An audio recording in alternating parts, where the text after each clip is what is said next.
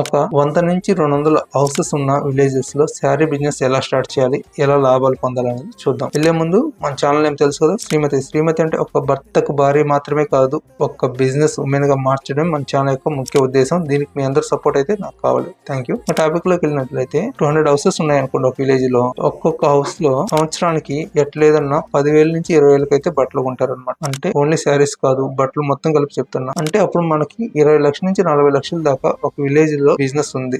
నీ ఊర్లో ఉన్న ఆ 20 నుంచి 40 లక్షల బిజినెస్ నీకు రావాలంటే నీలో ఉన్న ఆశని సగానికి నరికి. అర్థం కాలేదు కదా చెప్తాయి. ఏంటంటే మీ విలేజ్ దగ్గరలో ఉన్న టౌన్ లో గానీ, షాపింగ్ మాల్ లో గానీ ఏ బట్టల వ్యాపారస్తుడైనా సరే 100 కొన్న దాన్ని 200కి అమ్ముతాడు. ఎందుకంటే వాళ్ళకి షాప్ రెంట్లు కావాలి, అదే విధంగా వర్కర్స్ కి అమౌంట్ పే చేయాలన్నమాట. అలా కాకుండా నువ్వు 100 రూపాయలు కొన్నాన్ని 150 రూపాయలకి అమ్మావనుకో, నీ ఊర్లో ఉన్న వాళ్ళంతా నీ దగ్గరే కొంటారు అనమాట.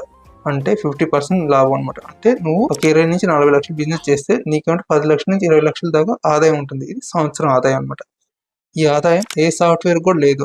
అక్కడ ఉన్న వాళ్ళు ట్యాక్స్లు కట్టాలి, నువ్వు ట్యాక్స్ కట్టిన అవసరం లేదు. నీ ఇంట్లో నువ్వు దర్జాగా కాలు పైన కాలేసుకుని కూర్చోవచ్చు.